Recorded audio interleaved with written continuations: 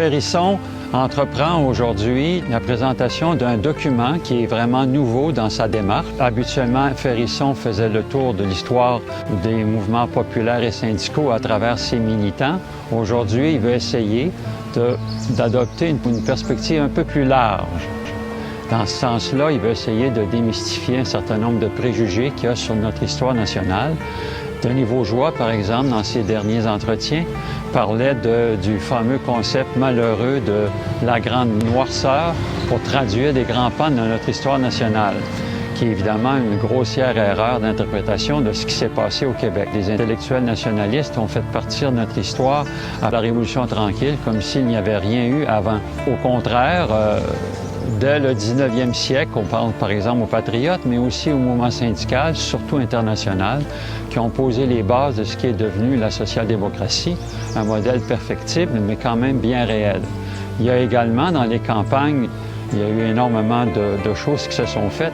En particulier, il y a eu le phénomène de la colonisation, qui représentait un mouvement pour essayer d'occuper le territoire, d'aller capter la rente forestière et poser les bases d'une accumulation du capital pour industrialiser la société canadienne-française, comme on le disait à l'époque. Le document que vous allez voir est divisé en deux parties. La première qui essaie de situer globalement le phénomène de la colonisation et ensuite de parler de l'expérience de Guyenne comme telle, comment ça s'est déroulé, quelles ont été les conclusions et qu'est-ce qu'on peut en tirer comme bilan pour la société contemporaine d'aujourd'hui.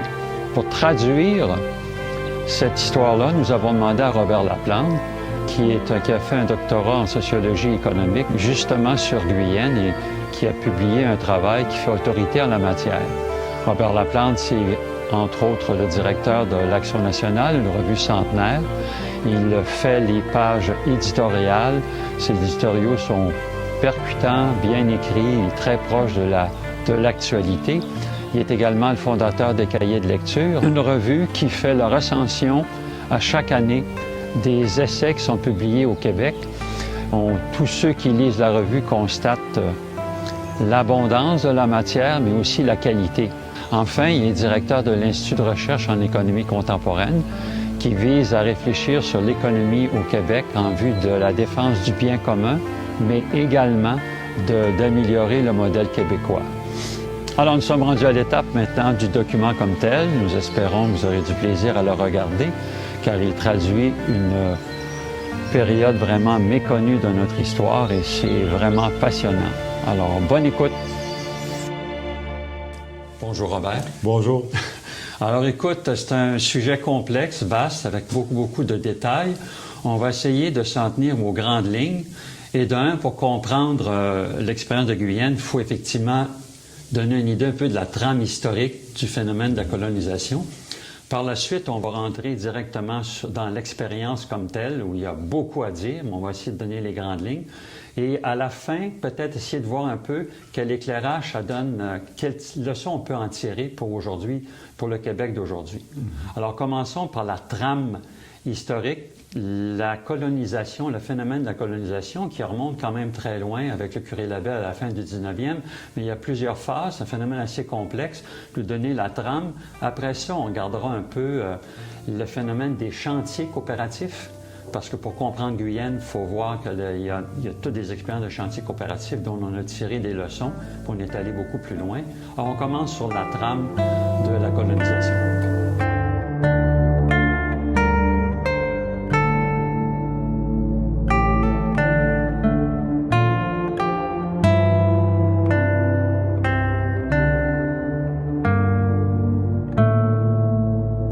La colonisation est effectivement un phénomène complexe, qui n'est pas univoque, mais qui traverse en fait toute notre histoire. Parce que la colonisation, c'est essentiellement l'ensemble des mouvements sociaux et économiques qui ont dressé les diverses stratégies d'expansion territoriale. Le Québec est sorti de la vallée du Saint-Laurent, rang par rang. Et c'était une conquête, une véritable conquête pour assurer à la fois la subsistance des colons eux-mêmes, et réaliser une occupation du territoire qui était rendue au départ très, très complexe par la mainmise britannique sur le régime seigneurial, qui a constitué un véritable verrou à l'expansion dans la vallée du Saint-Laurent. Et c'est en allant à la conquête des terres de proche en proche que le mouvement de colonisation s'est d'abord déployé. Le curé Labelle est un de ces artisans de ce mouvement de conquête, qui est un mouvement à la fois politique, économique et social. Il est politique parce que chez le curé Labelle, la volonté est très claire. Il faut assurer une occupation du territoire qui va donner au Québec français, aux Canadiens français, les moyens de leur expansion. Et ça met essentiellement le mouvement du curé Labelle en concurrence avec l'occupation par les Britanniques. Labelle veut absolument couper court à l'expansion territoriale des loyalistes qui, de l'Outaouais jusqu'à Berthier ou aux alentours, sèment des villages, eux autres aussi. C'est conscient, là. C'est vraiment conscient. C'est délibéré. La correspondance est très claire là-dessus. Gabriel Duchot a consacré au curé Labelle un livre magnifique.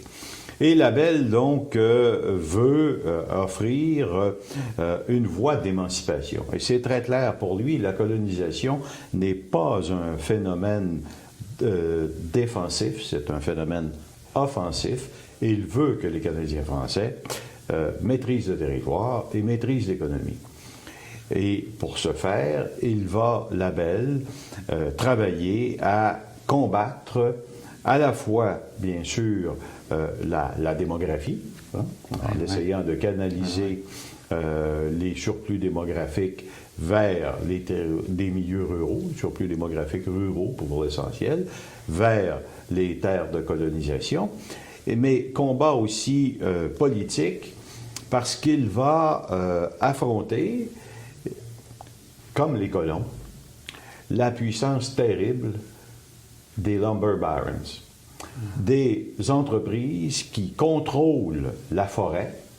Le Canada, à cette époque, est un pays qui repose sur l'exploitation de sa forêt, et ce sera bientôt avec les mines et ensuite avec le pétrole. Et Labelle veut essentiellement contrer un mouvement de fond de l'histoire économique du Québec, c'est-à-dire la prolétarisation massive. Et ça distingue le Québec du reste du continent.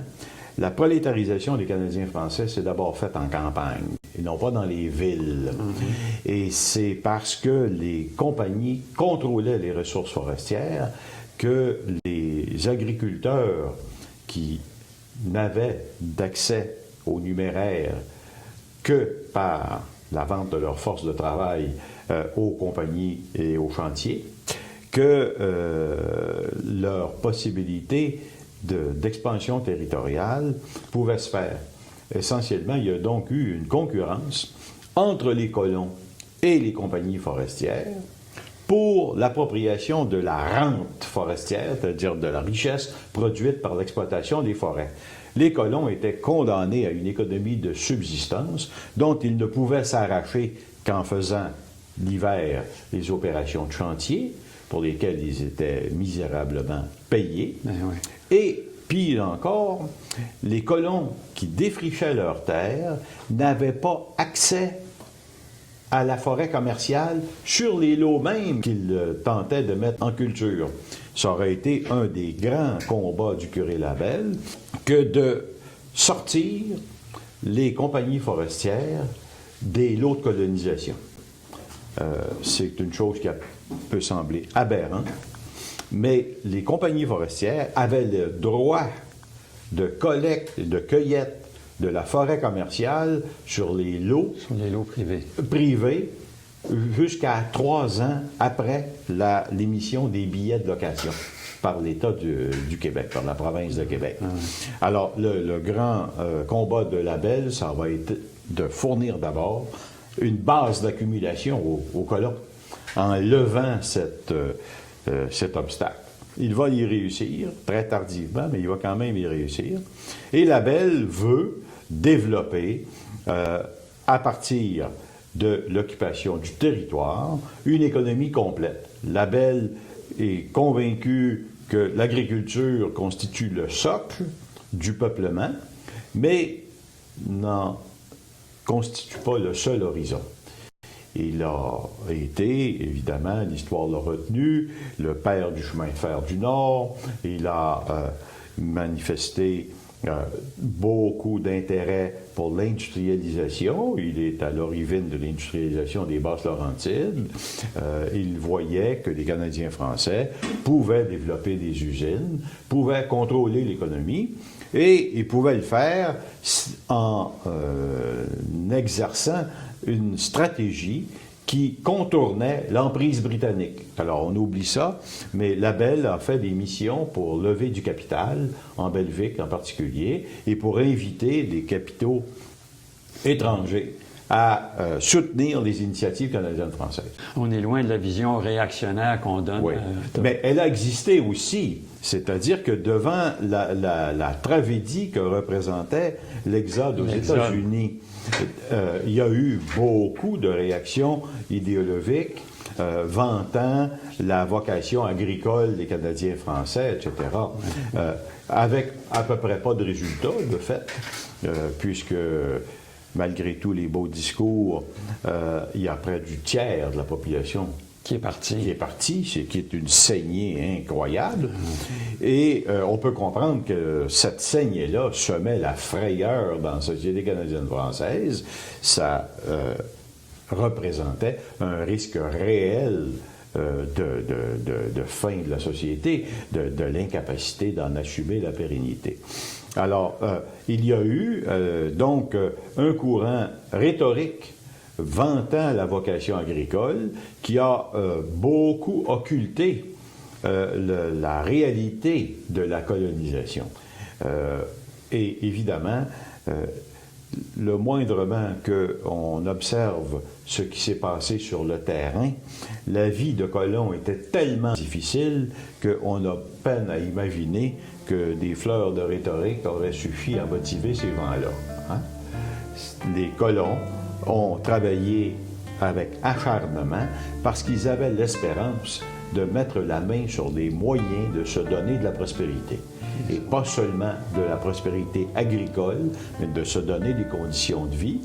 Et c'est comme ça que les villages sont nés dans les Basses-Laurentides.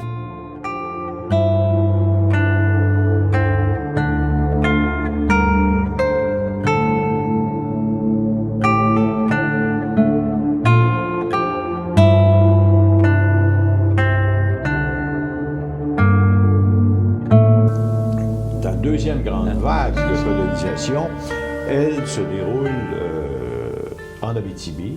On va se concentrer sur l'Abitibi pour les fins de notre récit, puisque ça s'est passé aussi au Bas-Saint-Laurent, ça s'est passé en Gaspésie, ça s'est passé aussi au Lac-Saint-Jean. Mais la deuxième vague de colonisation dans le Nord-Ouest, donc, est survenue dans la décennie 30, en réaction à la grande crise de 29 qui a semé évidemment la désolation dans toute la société, au Québec comme ailleurs. Et devant le désarroi et l'impuissance ressentie, puisque les grandes idéologies n'apportent plus de réponse, les tenants et les chantres du libéralisme économique qui s'étaient rangés derrière la grande entrée du capital, qui avait fait la mainmise sur les ressources naturelles et qui avait industrialisé le Québec, ces chantres-là, maintenant, sont ruinés et ils n'ont plus de réponse. Il n'y a pas de force alternative comparable à ce qu'on retrouve en Europe. Il n'y a pas ici un vrai mouvement ouvrier encore solidement implanté. Il n'y a pas de mouvement politique de type socialisme ou communisme. Ceux qui vont réfléchir, ce sont les catholiques sociaux. C'est l'Église qui va mobiliser avec un certain nombre d'autres intellectuels, laïcs, et concevoir un programme d'émancipation. Ces vents-là gravitent pour l'essentiel autour de la revue l'Action française, qui est l'ancêtre de l'Action nationale. Et ils vont produire un document soutenu très, très largement par tout ce qui grouille dans le mouvement national au Québec, le devoir en tête. Et ce programme, ce sera le programme de restauration sociale, qui est essentiellement une tentative de relancer le développement de la société québécoise au lendemain d'un désastre économique comme celui du krach de 29. Ce programme de restauration sociale passe par une série de mesures. En fait, c'est pour l'essentiel le pré-programme de la Révolution tranquille. Mais il a un volet qui repose sur l'occupation du territoire et sur la colonisation. Le terme est générique, hein? Il recoupe plusieurs réalités. Et quand on parle de colonisation, donc on parle d'occupation du territoire, on parle de stratégie économique, et on cherche désespérément les moyens d'offrir des moyens de subsistance à des gens qui, dans les campagnes, sont en train littéralement de crever de faim. Alors, l'Église va d'abord prendre sur elle d'organiser les premières installations de colonies en Abitibi. C'est autour du service social et économique de Sainte-Anne-de-la-Pocatière, qui est la faculté d'agriculture de l'Université Laval, que va se déployer la première grande initiative structurée avec la création de la Société diocésaine de colonisation, la Société de Sainte-Anne, qui va recruter un contingent de colons vers la rive sud. Oui, autour de ce qu'on appelle à l'époque le comté de Dorchester, et dans la périphérie immédiate de Québec, sur la rive sud, et qui va aller fonder le premier village, Roquemort, qui, dans des conditions invraisemblables, les colons doivent faire 25 heures de train.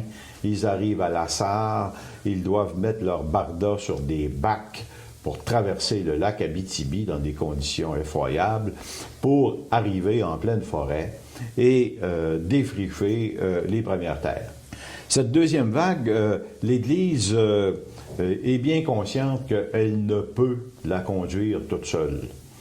Alors, il va y avoir beaucoup de pression, et ces pressions-là vont d'abord venir dans une initiative lancée par le gouvernement fédéral. Le plan Gordon, du nom du ministre, qui est une patente pensée pour le Canada et totalement inadéquate, et qui va effectivement être un plan tripartite, municipalité, gouvernement provincial et gouvernement fédéral, et qui vise, lui, ce plan-là, explicitement à sortir les chômeurs des villes et à les envoyer dans les campagnes. Ce qui est une aberration, mais qui est beaucoup nourri par la montée de l'agitation communiste dans l'Ouest. On craint vraiment beaucoup dans l'Ouest la montée du communisme, et même s'il y a autour de Montréal des noyaux, c'est pas une menace réelle. Mais le plan est conçu comme ça, et il fonctionnera pas. Il ne fonctionnera pas, à la fois parce que les municipalités québécoises sont trop pauvres et que leur contribution ne permet pas de faire véritablement une offre substantielle de moyens, mais aussi parce que les premières tentatives qui sont faites sont un désastre. On prend des gens dans la ville, on en recrute à Québec, on en recrute à Montréal, qu'on envoie avec Pas d'équipement, dans un rien. dénuement effrayant qu'on envoie sur des terres, et il va y avoir une expérience qui va illustrer l'ineptie totale de l'initiative fédérale, c'est l'expérience de la rivière solitaire au Témiscamingue, qui va beaucoup marquer les esprits, parce que c'est une misère indescriptible, et rapidement, les recrues vont dételer, vont quitter. Puis ils vont en parler en arrivant au sud. Absolument, vont se faire des contre-propagandistes. Mais cela étant dit, la colonisation reste un horizon intellectuel et politique qui inspire encore une certaine mobilisation. Et comme le moyen avait été documenté, plaidé dans le programme de restauration nationale et de restauration sociale, il va être repris par le programme politique du parti créé pour réagir à la crise, l'Action libérale nationale.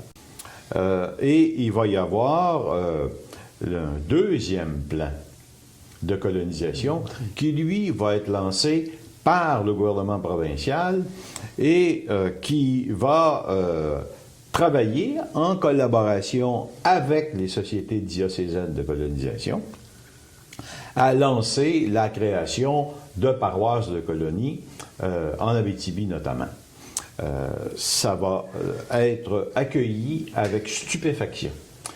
L'annonce de ce plan par le gouvernement Tachereau, par le gouvernement libéral, ce plan lancé et piloté par le ministre de l'Agriculture, qui est un citadin, qui est Irénée Vautrin, qui est un architecte de Montréal, va saisir les esprits parce qu'on annonce une dizaine de millions avec des moyens dont n'ont même jamais rêvé les promoteurs de la colonisation, autant ceux du programme de restauration sociale que des nationalistes les plus convaincus. Le plan est salué par le Devoir, par l'UCC, l'Union catholique des cultivateurs, et ce plan se déployer sur un arrière-fond de polémique très, très dur et qui va couler à tout jamais Irénée Vautrin, puisque c'est à la Commission des comptes publics que Maurice Duplessis va établir véritablement sa crédibilité et devenir une figure de proue du mouvement, qui va évidemment détourner par la suite, en faisant le scandale de ce qu'on aura appelé les culottes à Vautrin, c'est-à-dire le fait que le ministre aurait imputé sur ses dépenses de ministre l'acquisition d'une paire de breeches, comme on les appelait à l'époque, des culottes, dont il avait besoin pour aller faire la tournée des colonies abitibiennes. Alors, dans ce mouvement de colonisation, il y a donc là un effort concerté, État-Église, pour faire naître des villages comme solution, comme réponse à la crise. Alors, évidemment, cette réponse-là, elle est à la fois incomplète et, si on veut faire de l'anachronisme, on peut dire aussi qu'elle est inadéquate, puisque la tendance de fond était l'industrialisation. Mais cette industrialisation-là était en panne dans les villes, et la colonisation, contrairement à ce qu'on a laissé répandre sans assise empirique solide, la colonisation de l'Abitibi recrute pour l'essentiel des jeunes ruraux.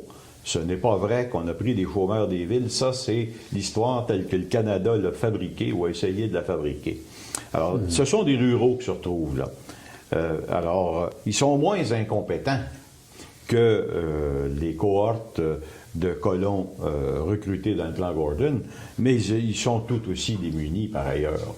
C'est ça. Et ils vont être encadrés par le clergé, ces colons-là, dont en particulier des acteurs spécialisés vont être mandatés.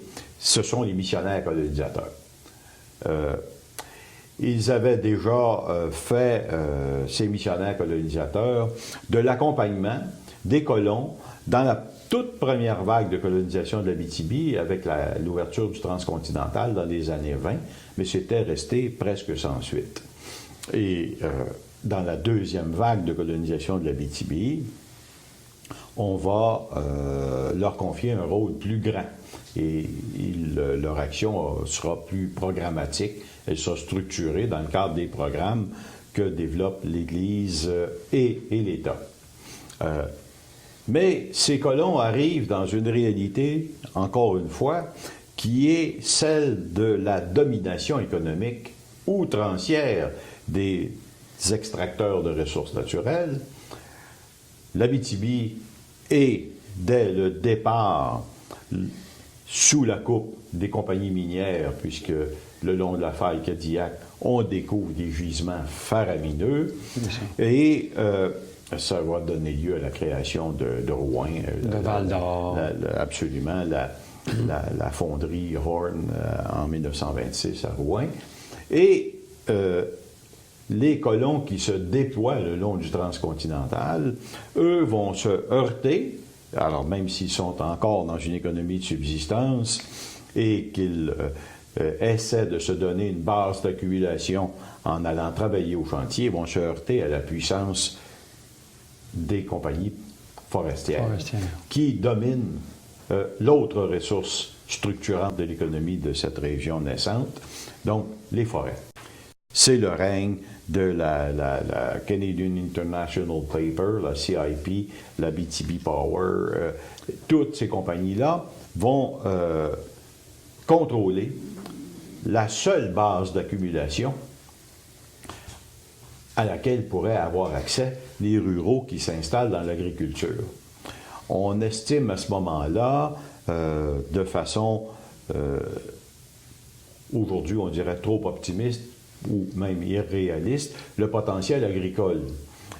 On ne maîtrise pas bien les données agronomiques de base. Une terre défrichée, ça prend au moins une dizaine d'années avant qu'elle devienne vraiment productive et il faut faire des interventions qui nécessitent des moyens que n'ont pas les colons.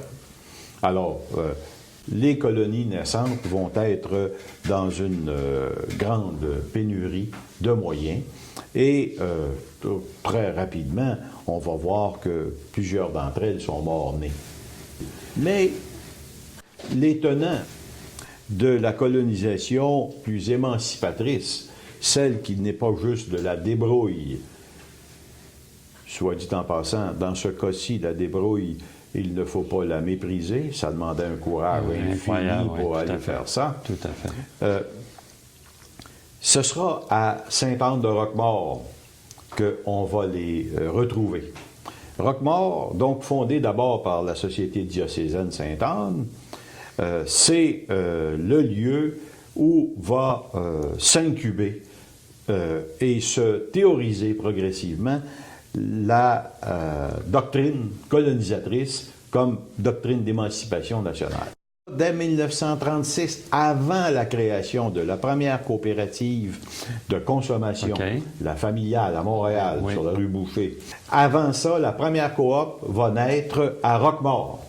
Et elle naît là, pourquoi? Parce que les colons n'ont pas de moyens et ils ne peuvent pas faire marquer, comme on dit à l'époque. Ils n'obtiennent pas de crédit chez le marchand général de la Sarre et ils vont créer, sous l'initiative de François-Xavier Jean, le missionnaire colonisateur, qui est mandaté par l'École d'agriculture de Sainte-Anne-de-la-Pocatière pour les accompagner, ils vont créer la première coopérative de consommation, qui va évidemment faire faillite parce qu'ils n'ont pas de moyens. Mais ce sont des colons extrêmement motivés, valeureux. Des précurseurs, quelque part. Oui, hein? Tout à fait. Et vont tout à coup arriver dans la colonie 3 hommes, un triumvirat, qui va faire, ce triumvirat-là, toute la différence.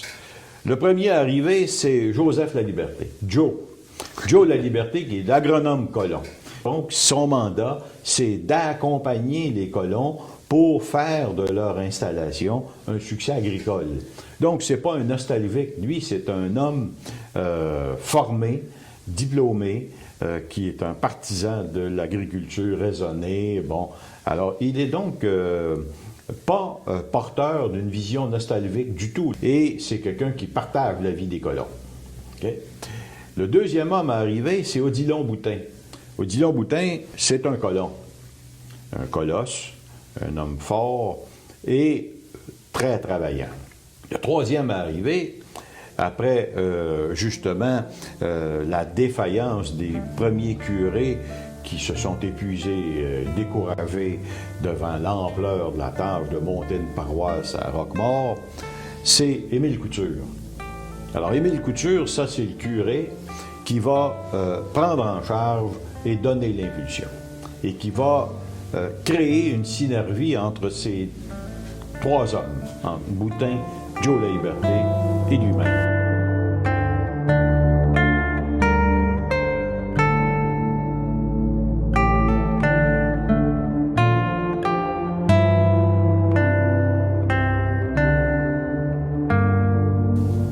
Alors Couture, c'est un curé atypique, une tête forte, qui revient en Abitibi au terme d'un parcours absolument abracadabrant. Il avait d'abord été ordonné prêtre dans le diocèse de Québec. Il avait donné du fil à retordre à son évêque parce qu'il n'aimait pas trop se faire bosser par les curés qui emmenaient trop large. Et qui va subir un accident de santé, il va devenir tuberculeux. Ce qui va arranger tout le monde un peu, parce qu'une tête forte, là, on peut le sortir du jeu. Couture s'en va dans un sanatorium à Colorado Springs, aux États-Unis, en empruntant la filière du clergé canadien-français qui était déjà en train d'organiser la plupart des institutions catholiques dans cette partie-là des États-Unis.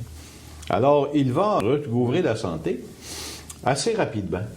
Et il apprend qu'il y a des Français en Louisiane. Et il se dit, je vais profiter de mon séjour pour aller par là. Alors, il contacte l'évêque de Bâton-Rouge et l'évêque de Québec pour obtenir l'autorisation d'aller faire du ministère à Bâton-Rouge. Il est accueilli à Bâton-Rouge à bras ouverts parce que des curés, il n'en pleut pas dans cette région-là qui, à l'époque, n'est pas particulièrement prospère. Et il se fait proposer par l'évêque de Bâton-Rouge d'aller organiser les paroisses des Bayous, les paroisses les plus démunies du coin de son diocèse, où se trouvent essentiellement des populations créoles, métissées et des Cajuns. L'évêque de Bâton-Rouge est content de le voir aller là parce que beaucoup de prêtres américains hésitent à aller faire du ministère dans pareilles conditions. Le curé Couture, lui, est stimulé par cette proposition et fasciné par le contact qu'il entrevoit déjà avec cette population. Il va donc faire du ministère auprès des descendants d'esclaves émancipés et des Cajuns et se découvrir une passion pour cette population. Il va avoir un succès certain à organiser ses paroisses. Il a l'affection et le soutien de ses paroissiens. Et il va développer là toute une série d'initiatives qu'on dirait aujourd'hui des techniques d'animation sociale, qui à l'époque sont vues et appréhendées plutôt comme des initiatives pastorales. Ouais. Et au bout de quelques temps, il a l'impression d'avoir fait le tour du jardin et il a accompli sa mission, c'est-à-dire qu'il a monté ces paroisses-là, elles sont viables maintenant. Alors, c'est pas un homme qui aime la routine, il demande de revenir au Québec. Et, évidemment, une tête forte comme celle-là... ça fait des flamèches en on est bien content, on est ravis, en fait, de l'envoyer aux colonies, justement. Alors, Émile Couture se trouve curé de Roquemaure, et là, c'est un homme entreprenant. il ne veut pas arriver à Roquemort enquêteux, comme il dit. Alors, aussitôt sa nomination officialisée, Émile Couture organise une grande collecte d'outils, d'instruments oratoires, de meubles, de vêtements, pour arriver à Roquemort, pour soulager un peu la misère de son monde. Alors, il va organiser une grande collecte, faire une tournée dans les paroisses, récupérer des biens et monter en Abitibi avec tout un barda qu'il va distribuer aux colons pour soulager un peu leur indigence. Couture va rapidement, avec Joe Laliberté et Odilon Boutin, saisir la dynamique de la colonie. Et comme curé, son premier constat, c'est de dire « ça n'a pas de bon sens. Les gars vont se décourager. Ils sont tout seuls à prendre un lot. » On est isolé. Ouais. Se lever le matin avec une hache et un ciotte et dire « voici, faut que je gagne sur cette forêt-là pour réussir à avoir un peu de subsistance. » Alors Couture, qui avait fait des initiatives un peu analogues en Louisiane, va organiser ses paroissiens en disant « écoutez les gars, c'est pas vrai que vous allez tout seul à vous décourager chacun sur son lot. On va faire des groupes de travail, puis on va travailler en équipe. On va faire du défrichage en équipe. » Et là, il organise les colons. C'est lui qui introduit absolument. Ça. Il organise les colons rang par rang. Et là, au lieu de laisser chacun tout seul sur son lot et donc de constater qu'il y aura un développement inégal dans la progression, Couture organise les équipes et on avance sur un front unifié. Tout le monde égal, OK? Mais tout le monde contribue à défricher ensemble. Donc, on apprend qu'on ne bûche pas nécessairement sur son lot, on bûche pour faire avancer la ligne. OK?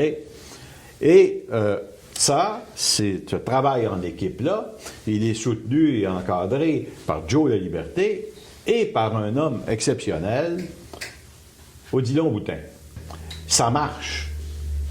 La progression est vraiment convaincante. Ah oui, le film de Proulx nous le montre bien. Bien sûr. Et ça soude ces colons.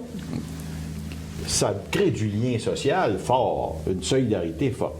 Couture et Boutin et Joe Laliberté, les trois comparses, vont vite constater que les gains qu'ils font pendant l'été sont neutralisés par le fait que l'hiver, les gars partent au chantier.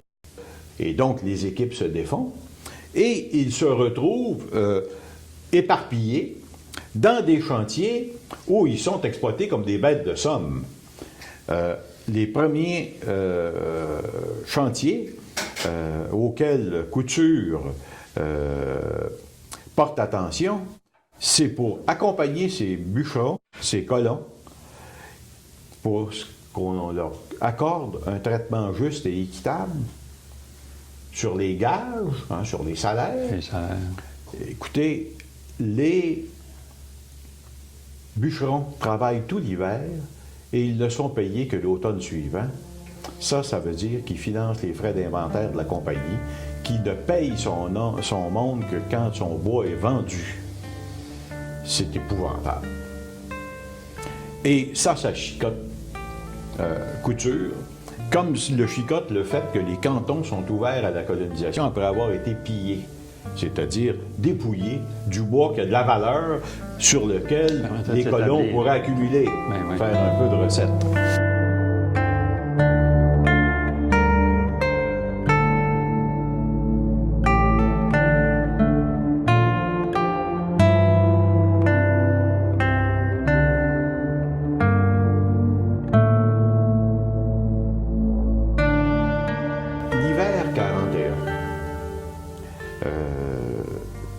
Couture, Laliberté et Boutin proposent à ces équipes de travail, okay, d'aller plutôt faire un chantier ensemble, toute la gang, plutôt que de se disperser. C'est comme ça que va naître le premier chantier coopératif.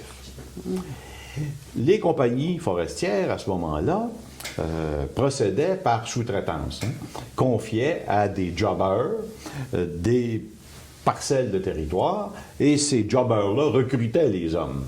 Okay? Ce qui faisait qu'on égrenait les conditions, si bien que le dernier, à la fin, là, était vraiment payé avec les miettes qu'avait laissé celui qui était au-dessus de lui. Et comme on est en période de guerre, les compagnies ont des problèmes de main-d'œuvre, alors ils vont concéder qu'on peut laisser aller ces gars-là, les essayer. De toute façon, au pire, ils vont faire faillite, c'est tout. Alors, on va faire naître le premier chantier coopératif. Comme ça. C'est Odilon Boutin qui va être le maître de chantier. Alors, c'est Couture et La Liberté qui s'occupent de la paperasse, qui font les comptes, etc. Et qui vont, avec Boutin, définir les conditions. Alors, ces conditions-là, évidemment, les colons vont s'en donner des meilleures que celles que leur offrent les jobbers. Alors, ils vont manger comme du monde, ils vont être mieux logés, plutôt que d'être dévorés par les poux tout l'hiver. Et, évidemment, ils vont rencontrer des difficultés, entre autres, ils vont être très tiraillés par le risque entrepreneurial. Là, ils sont responsables de leur sort. Ça peut pas être le maudit foreman qui explique qu'il y a de mauvais résultats, etc. Et évidemment, il faut disposer de façon équitable des parcelles à couper, ce qui était un instrument de domination effrayant des petits contremaîtres. On donnait les couettes, comme on l'appelle, on donnait les parcelles de bois de façon très arbitraire. Hein? Alors, un bûcheron un peu récalcitrant, on lui donnait, lui donnait les parcelles les plus difficiles, les moins densément peuplées, les plus... bon, etc. Alors que là, en chantier coopératif, les gars doivent se répartir la chose. Il y a un apprentissage démocratique à faire qui est très exigeant. Alors, ce chantier-là, Odilon Boutin le mène d'une main de fer. C'est un homme qui a peur de rien, mais qui sait dans quel monde il vit. Alors, il dort avec un manche de hache sous son bed et il préside les réunions hebdomadaires avec son manche de hache. C'est la jungle un peu. On est dans le monde dur. Ouais. Okay? Et on est dans des apprentissages démocratiques exigeants. Les résultats sont fort positifs. Le chantier est rentable. Les bûcherons ont mieux gagné leur vie et ils ont gagné ça dans des conditions matérielles, celles auxquelles ils avaient été exposés auparavant dans les chantiers privés. Mais ils ont subi un stress psychologique important, celui de la liberté, celui de la responsabilité, du risque entrepreneurial. Ouais. Mais l'expérience est concluante et elle est d'autant plus concluante que les femmes sont ravies. Là, les gars ont gagné plus d'argent. La vie des familles est plus simple parce que tout le monde sait les conditions. Et il y a moins d'argent qui se perd dans des brosses de fin de run parce que le chantier a évidemment aussi accompagné ces gars pour qu'ils reviennent dans la paroisse. Et évidemment aussi, le curé Couture a veillé sur ses ouailles et il a fait pendant tout l'hiver, évidemment, ses visites au chantier. Alors, évidemment, on peut penser que l'emprise cléricale a continué, le contrôle pastoral a continué de s'exercer dans le chantier, mais il n'a pas été déstabilisant puisque le chantier est réussi. La formule, donc, va plaider par elle-même et c'est comme ça qu'on va décider de refaire un autre chantier. Les succès se font rapidement connaître et les missionnaires colonisateurs, sous, évidemment, la houlette d'Émile Couture, vont dire maintenant, c'est ça que ça nous prend. Il faut faire des chantiers coopératifs pour ne pas laisser les colons à la merci des lumber barons et pour leur donner des meilleures conditions de gage, des meilleures conditions de vie. Ça va se répandre comme une traînée de poudre. La Fédération des sociétés de colonisation, puisqu'il y en a une par diocèse, va susciter très rapidement l'engouement pour les chantiers coopératifs. Et ces chantiers vont se répandre avec un succès inégal, mais quand même avec succès. Et les papetières, ou les forestières, laissent aller la chose au début, ça leur plaît, parce que c'est productif. Tout le monde y gagne. La formule est heureuse, puis en plus, c'est la guerre qui achève. Les pénuries de main-d'œuvre continuent de susciter la crainte pour les compagnies forestières. Et les chantiers coopératifs vont devenir non seulement une formule économique intéressante, mais un instrument de mobilisation dans la reconquête économique. Les colons voient dans les chantiers coopératifs un moyen de mettre la main sur une base d'accumulation, comme dirait Marx, et d'aller chercher une partie de la rente forestière. Il y a donc un travail de réflexion qui va se dérouler, un travail d'analyse d'économie politique qui se déroule, qui est soutenu par le service social et économique de l'école de Lapocatière, parce que les chantiers coopératifs comprennent très tôt qu'ils doivent former idéologiquement leur monde aux valeurs de la coopération. Et il va y avoir des séances de formation, des séminaires qui vont durer parfois jusqu'à 4 semaines à Sainte-Anne-de-la-Bocatière pour former les gens à une bonne théorie de ce qu'ils sont en train de faire. Et dans cette opération, ils vont pouvoir compter sur le travail éclairé d'un théoricien, Esdras Mainville, qui est à l'École des hautes études commerciales. Et Esdras Mainville est un autodidacte qui est natif de Grande-Vallée en Gaspésie et qui a connu la misère et que cette misère a toujours révolté. Et Mainville aura été, en 1938, à Grande-Vallée, l'initiateur d'une première expérience. Il a réussi à convaincre l'État et la Brown Corporation, qui contrôlent une partie de la forêt. Il avait mené une expérience à Grande-Vallée avec des colons pêcheurs pour tenter de trouver un modèle d'analyse, un modèle d'exploitation qui permettait la combinaison de la pêche en été avec l'exploitation forestière en hiver et le développement de l'eau pour produire les denrées de subsistance. Cette expérience-là va tourner court, mais pour Bainville, elle aura été déterminante. Ça lui aura donné l'occasion de se lancer dans un grand travail d'analyse sur ce qui se fait partout dans le monde en matière de stratégie de peuplement et de développement local. Alors, contrairement aux images qu'on se donne toujours là, de cette période dite de grande noirceur, etc., Mainville, il sait tout de ce qui se passe dans le monde en matière de colonisation, particulièrement en Amérique latine. Il suit de très proche, il y a tout un réseau de collaborateurs, il suit de très proche ce qui se passe en Argentine, au Brésil, il suit ça de proche, il réfléchit. Il va travailler. Il est ouvert sur le monde. Tout à fait. Mais lui, il savait que le monde commence sous nos pieds. Donc, Mainville va inspirer un travail théorique qui va alimenter la réflexion des chantiers coopératifs. Vraiment. Et ces chantiers coopératifs-là, Mainville va leur proposer progressivement un modèle complet. Et là... Qui est très moderne. Oui, tout à fait. Non, mais Mainville dit, écoutez, il ne faut pas s'arrêter à l'exploitation.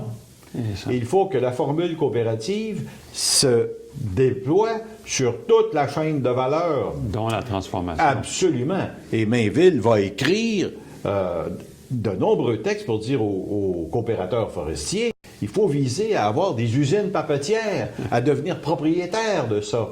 Et il ne rêve pas dans les airs, il suit les expériences en Finlande, en Scandinavie, il suit ça de proche, il sait que c'est possible, que c'est faisable. Alors, la dynamique coopérative va très rapidement évoluer. Et on va créer une fédération des chantiers coopératifs. Ouais. C'est Joe Laliberté et Odilon Boutin qui vont être les animateurs de cette fédération-là, qui va avoir des ambitions. Et ces ambitions-là, vont commencer à énerver et à inquiéter des gens. Évidemment, on devine qui ça va inquiéter. C'est les forestières. D'autant que les coopérateurs sont des gens méthodiques. Ils vont créer, au lac Gradin, ça c'est dans le nord du parc La Vérandrie, ils vont créer une école de formation, okay, de bûcherons, mais de bûcherons coopérateurs. Donc, on initie les gens, on fait de la formation professionnelle et de la formation économique. Alors, à l'école des chantiers coopératifs, on apprend la coopération autant que le métier de bûcheron, puis on apprend les techniques modernes d'exploitation. Et là, clairement, le mouvement est en train de prendre véritablement un élan qui commence sérieusement à en faire un concurrent redoutable. Parce qu'il est performant. La productivité de ces chantiers-là, même documentée, il y a même quelqu'un qui avait fait un mémoire là-dessus, la productivité est démontrée. Alors, là, la fédération des chantiers coopératifs commence à devenir une vraie menace. Alors, on passe les détails sur la dynamique interne qui va se dérouler à ce moment-là. Toujours est-il que la fédération va avoir l'outrecuidance de demander à l'État du Québec des concessions forestières, de se constituer sur un pied d'égalité avec les papetières. Avec les papetières et les forestières pour dire la rente, c'est une forêt publique. On est en quelle année? On est en 49. 42.